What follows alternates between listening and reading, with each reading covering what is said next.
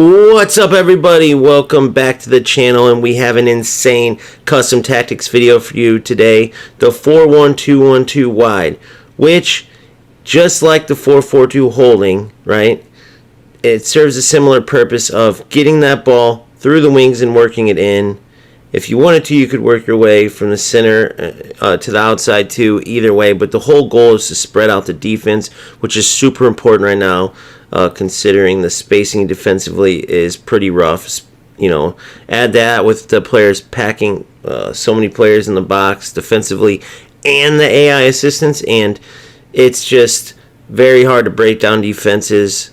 But these formations will help you out. Not just the 4-4-2 holding, not just this, which we're about to get into, and I'm going to go through, and you'll understand why this is so OP right now in this meta. But we have a third formation with the same type of thing. It shares the overall philosophy, but just gets there in a different way. So that's going to be 3 total formations, which I use all 3. There's 3 different slots. I use all 3 of this, and they all serve a purpose at different time, right? So let's get into the 4-1-2-1-2 wide so you can see how this formation helps you create the most chances and is still solid defensively. So let's get into it. Starting with the defensive style, we go balanced here. If you don't know, the stamina drain is awful. You have to go balanced, period. If you go anything else, you will be absolutely gassed. Even with balance, your stamina drains super fast. So until they fix that, and let's pray they do fix it, but until then, stick with balance on defensive style. And you see here on depth of defense, we are going high with 7 bars. Now the reason we want this high up the field is because your opponent, if they're sitting back parking the bus, we don't want to give them a free out all the way up the field. We want to win it high up the field, so hopefully then we can quickly get into the attack before their defense can set up and park the bus. And even if they're not playing that pack the back or park the bus, whatever you want to call it, style of play, you still want to be higher up and putting pressure on the attackers to try to win the ball quickly, because it is a very good meta for pressuring defensively. So we want to take advantage of that with a high depth. Now, as far as the width of defense, we go with 3 bars narrow. That is because we no longer have to worry about some kind of OP crosses. Now, maybe the glitchers will find some way to get some sneaky L2 cross at a certain angle or something like that. But for the most part, you don't have to worry about crosses, right? You want to be narrow, fill in the holes the best way you can, right? So the attacking players can't split you open, because what is still in is the L1R2 sprint, and you don't want them sprinting through any open holes. So we go with the 3 bar narrow defensively. Attacking style, fast attack. Simple as this. You want your players making the most attacking runs, and attacking style gives you that. Especially with through ball not fixed, they still need to absolutely work on it.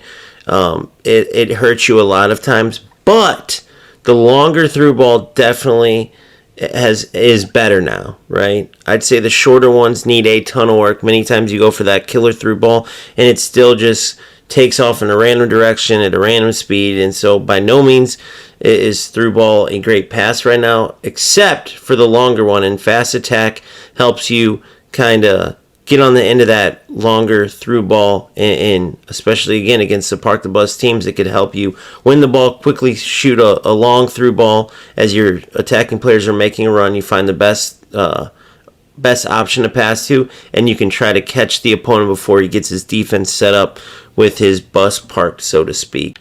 So players in the box has finally changed. If you've seen any of my previous tactics video, I usually go 6.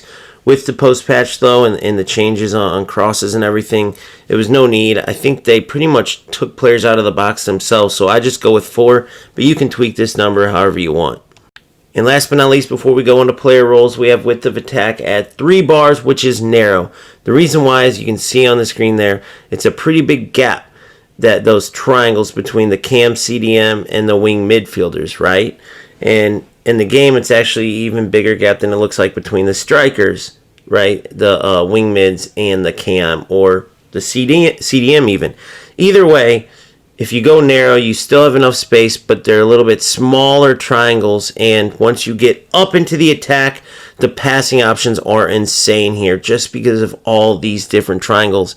So you still have your width, and your wing midfielders will sort of be working kind of in that seam on the edge of the 18 box, but to the inside of the wing backs. They could still push the ball to the outside of the wing backs to beat them, but they'll kind of be right there in that seam between the wing backs and the center backs, if you will, and it just creates these beautiful passing triangles everywhere that are, you still have a good enough distance to make the defender spread out, but close enough where you can have accurate passes, because remember, passing still needs a lot of work in UFL. The closer you are, the more accurate your passes will be. Simple as that, and it's a thing of beauty moving the ball in this setup, by the way. It's my favorite thing about it. You can just ping the ball around. You'll get used to which passing lanes open you up to which shooting angles, and you go from there. Now moving on to player roles with the goalkeeper. As usual, balanced and passive for his settings. We want him staying in the goal, not running around like a crazy man, possibly giving up goals that you shouldn't. So keep him on balance and passive. For center backs, you do not touch them. Again, as usual, it's don't cross the halfway line. Hold position and situational. Leave them be. Now to your wing backs. You want attacking width close to the sideline. You want to use the width on the attack. Attacking support the attack. You definitely want them up with you as an attacking option, especially because they can recover no problem now. Pre-second patch they couldn't, now they can. Defensive style, you want them holding position and pass interception situational. These two players will be very important, obviously, on the defensive end. That needs no explanation, but they will be available further out wide than your wingers, especially since you're going narrow with this approach, and they will be great outlet passes, and sometimes they'll even be the ones making those runs down the byline and being that secret weapon to get the ball to an open striker. Maybe even they run the byline, get it to an open winger who then finishes it. Okay, so absolutely the most important part of this is make sure attack support is support the attack for these two wing backs. As for your center defensive mid, notice we only are running one lone CDM, which is rare for me. I typically like two CDMs, but in this meta and how this plays, you do just fine with one CDM. You do want him in the same settings as usual for your CDMs, which is attacking support, don't cross the halfway line, hold your position on crosses into the box. Defensive style is holding position. Pass interception, situational. He will sit in there as that traditional number 6 in front of your center backs and provide you support defensively in front of your back four. It's as simple as that. Now, you can use him as a transitional pass, moving the ball up, but you want to make sure you don't pull him too far out of position. Keep him at home, especially because he is a lone CDM. Keep him at home in that number 6 role around that central area, and then you can move him left and right to defend from there, but don't push him too far off the field manually.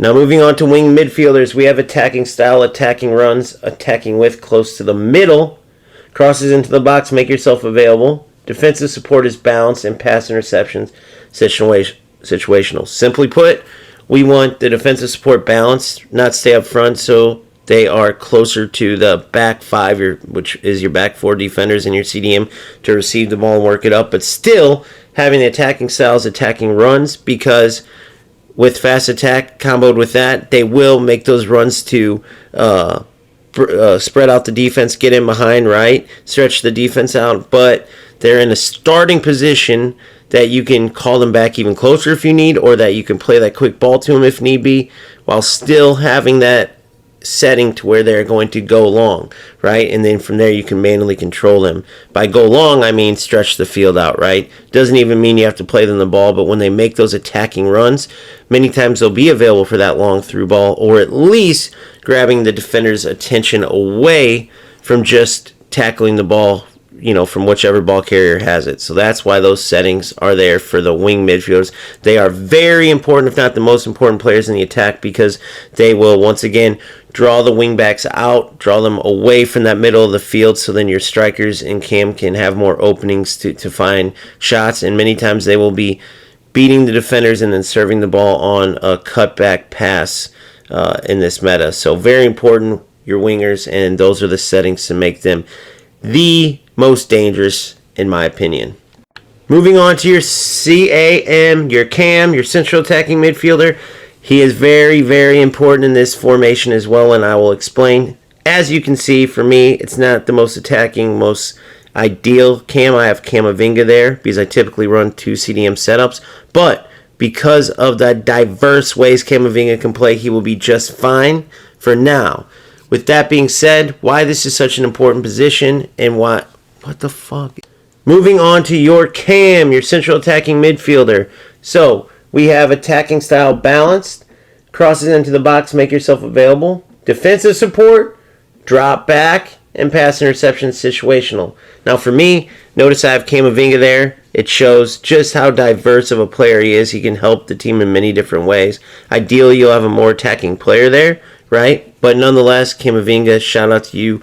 You can play everywhere. Now the reason I went with these settings is because you don't have a second CDM in this formation, right? Typically speaking, Tchouaméni will be fine, but with drop back, your cam can help in emergency situations. You can manually click onto your cam and pull him exactly where you need him, but he will already have that drop back setting to be in the right position to close down space and help out defensively while still being in the attack. And why I have balance instead of attacking runs is because I do not want him disrupting my 2 strikers, right? I want my 2 strikers there to be the first options for my wing midfielders, but my cam is there lurking, right? And many times if you don't drive the byline, or if maybe the strikers aren't open on that byline cutback, your cam is there on that balance setting, lurking to receive the ball and either take it for a shot himself or receive the ball and find maybe the striker on the other side or the winger on the other side. Now moving on to the strikers, they are on different setups, okay? So one of your 2 strikers you want, attacking style is going to be attacking runs, defensive support is stay up front, and pass interceptions is situational.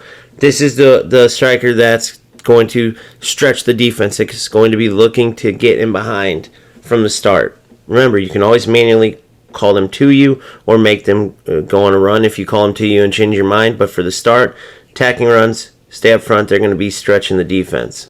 For your other striker, you have them on attacking style short pass, defensive support, stay up front, and pass interception situational. So the reason you have them on short pass is because they're the striker that's going to be coming to. For me, I have Endrick. I had 2 big men up top just as an experiment, but I like having one more agile, shifty striker and one big boy in this meta. So just take note of that. Doesn't mean you have to play that way, but the reason I like it and the reason I like my big man stretching the field is because I want that agile, shifty player on the ball, looking to beat defenders if need be, right? Looking to create opportunities just through maybe his dribbling, or if not, he can always pass still, but that's who I want on the ball, whereas I want my big man stretching the defender out, possibly, using his strength to push defenders off and create chances after a longer pass. Simple as that.